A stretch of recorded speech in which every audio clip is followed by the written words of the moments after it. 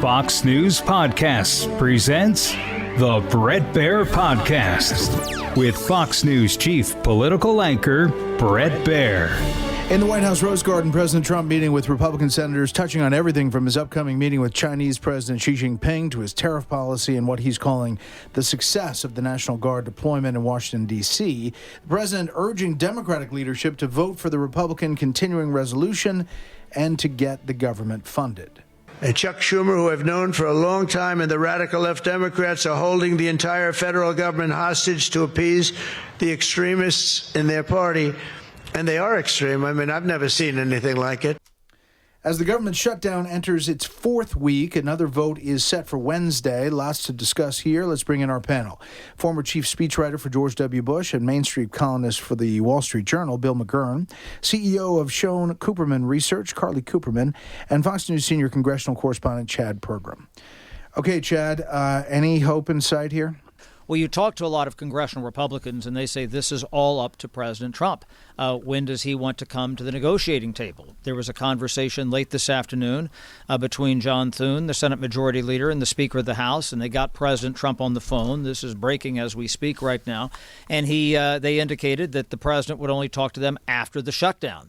I talked to a couple of Democratic sources who say that the president is really trying to stay away from all this because he sees kind of the morass. You know, you had all these Republicans, Senate Republicans, down to the Rose Garden today, and he really didn't talk much at all about the government shutdown. And a couple of sources, one on the Republican side, one very senior Democratic source, said because they think that the president knows that it gets worse for him the more he talks about it. Everybody up here knows that the president is the key. If he says, yes, go negotiate, they will negotiate. Both sides probably need to find an off-ramp here. There was a Democratic source I spoke with who said that the Republicans seem to have underestimated the resolve of the Democrats because now we're, pushing, our fourth week on this shutdown, and the Democrats have not relented whatsoever. And the only thing that seems to, pry this loose is if there were to be some sort of crisis. God forbid something to the level of a plane crash or 9/11 or, terrorism or something like that. Some people keep pointing out that these federal workers are not getting checks. And at some point, a certain number of them, whether they be in TSA or air traffic control or food inspectors or whatever, might not show up to work. And that's what's always ended other government shutdowns. But, I mean, you seem to put the onus on the Republicans. Isn't the onus on the Democrats to just pass the continuing resolution and negotiate till the end of the year? Well, that's the issue, too, is that, they have not, they attach this issue, which is not really directed to government funding.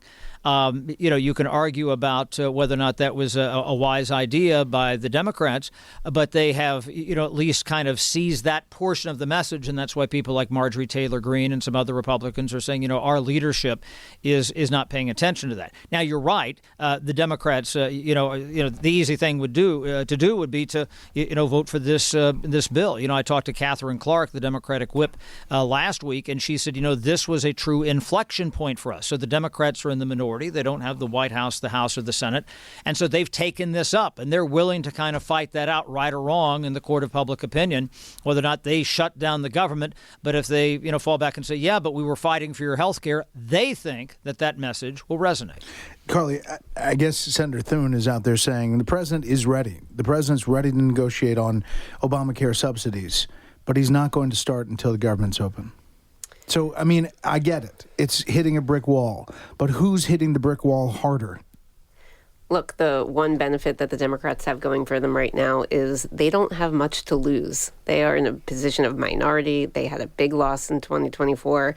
They have voters who are frustrated, who want them to take a stand, who saw what happened in March when they didn't take a stand. There was no benefit the Democrats gained by continuing the government running then. What do they have to lose now by taking a stand? And so they're taking a stand for something.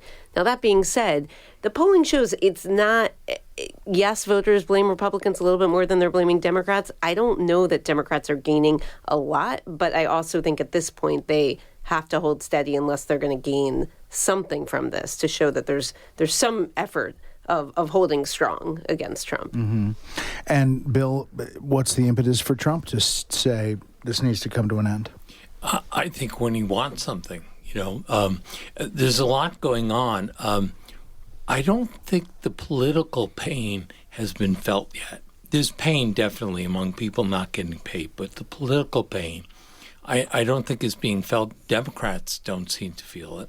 Remember, Chuck Schumer said it's going great for us every day. And until someone feels pain, I don't think you're going to get a resolution. In the meantime, what else is happening up there on Capitol Hill? I mean, this is it, isn't it? You know, for the most part, you know, there was a lot of concern today because there was a threat against Hakeem Jeffries, the Democratic leader, somebody that they went out and picked up, somebody who was pardoned by President Trump. He was part of the riot at the Capitol on January 6th. And I had a couple of people say to me, you know, that's the type of thing that would get the government reopened if you were to have, you know, a number of Capitol police officers or people who work on security details like Hakeem Jeffries. He gets a special detail because he's in the leadership to say, oh, you know, we're not protecting the Capitol appropriately. We need to come back to work. But you're right. There are hearings on the Senate side. There are votes on other, you know, nominees. Jamison Greer, who's the trade representative, was supposed to be up here today. LaMonica McIver, the Democratic representative from New Jersey, had a hearing today in court in New Jersey. You know, she had been charged with assaulting an ICE agent. But, you know, you don't see a lot of activity, certainly on the House of Representatives side. You see these two dueling press conferences every day.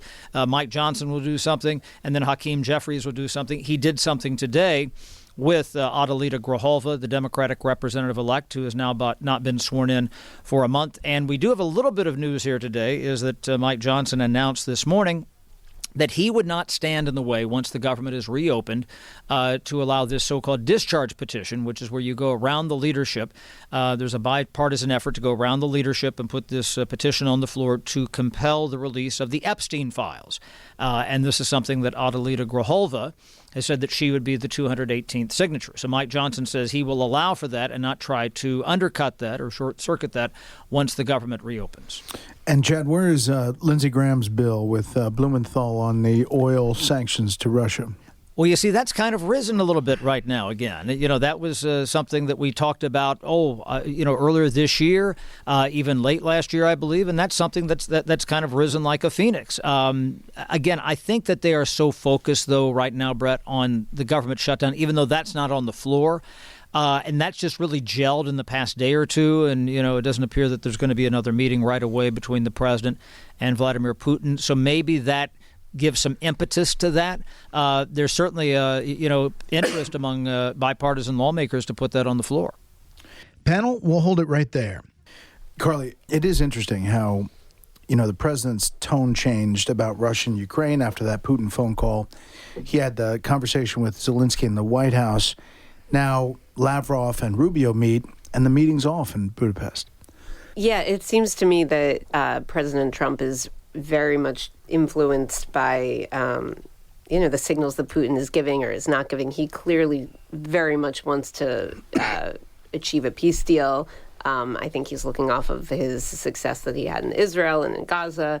And, you know, it seemed like one minute he was about to give Ukraine weapons that they need to claim its territory, and then the next minute he's back to wait, maybe something can happen. We've seen it get this close a few times, or however close this might be, and then not really going anywhere. And I'm not sure that this is going to be any different, but I think he's holding out. But it's interesting that the Secretary of State meeting with Lavrov, or talking with Lavrov, Bill, may have changed the dynamic, may have shut the door on this meeting in Hungary. Well, that's the difference, because usually in talks there's inches going. Sometimes with President Trump, it seems like flip-flops, reversals.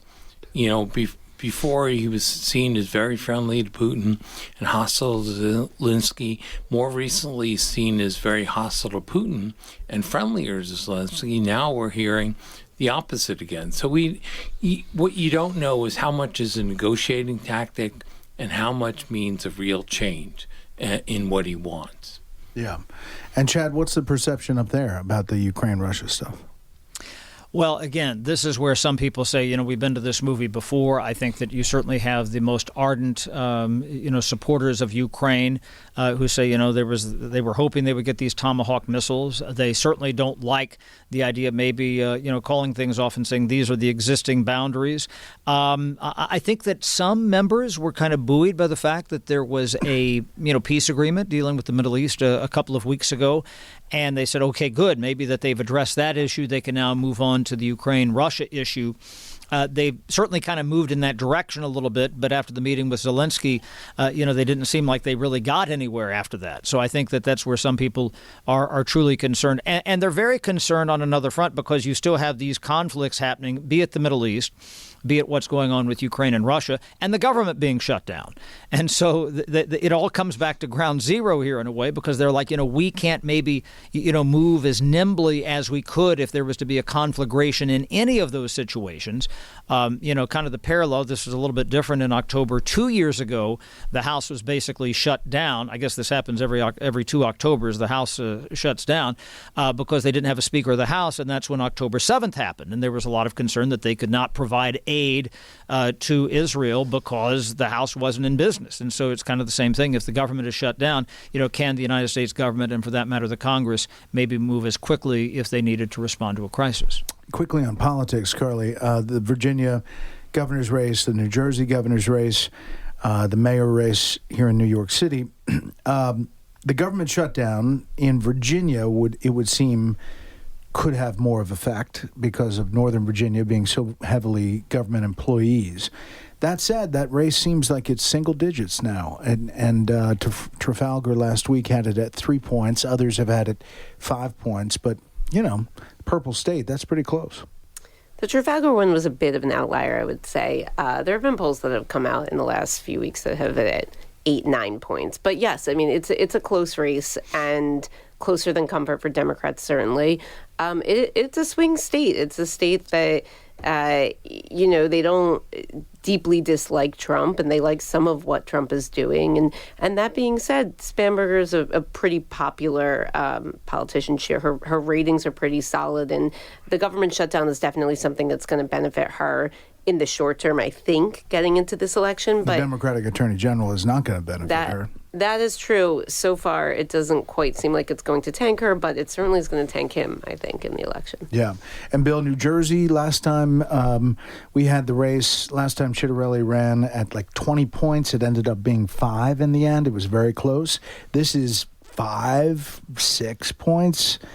And he's really campaigning across the state. Yeah, as you know, I'm a resident of the People's Republic in New Jersey stand. And so we go through this all the time where people get their hopes up.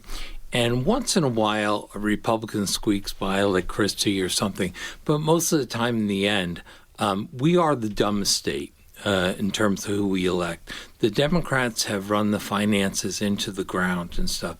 And it's amazing that's this close. I think Mikey Sherrill's in a slightly weaker position than Spanberger in Virginia, in New Jersey. And look, the last time, everyone's looking to the last time, Chitterelli, it didn't show in the polls, but on election day, he was like 3 points. He lost by 3 points. And he had no money, no real presence. So Republicans are hoping for that kind of thing. Mm-hmm. But I'm kind of like Charlie Brown approaching the ball that Lucy's holding, kind of skeptical it's going to stay steady. Well, we got some time to go. Chad, thank you very much from Capitol Hill, and thank you both here. Now for a bit of history. On October 21st, 1833, Alfred Nobel was born in Stockholm, Sweden. A brilliant mind from an early age. He spoke 5 languages by 17, filed his first patent at 24. A decade later, he invented dynamite, a stable, powerful explosive that transformed construction and mining and made him a fortune. In his will, Nobel dedicated that fortune to creating the Nobel Prizes, honoring those who bring the greatest benefit to humankind, a legacy that endures to this day. That'll do it for this week. You can hear more of this series at foxnewspodcast.com or wherever you download podcasts. Make sure to leave a rating and a review. We want to hear from you. For Bill, Carly, and Chad, I'm Brett Baer. We'll see you next time. Listen ad-free with a Fox News Podcast Plus subscription on Apple Podcasts, and Amazon Prime members can listen to this show ad-free on the Amazon Music app.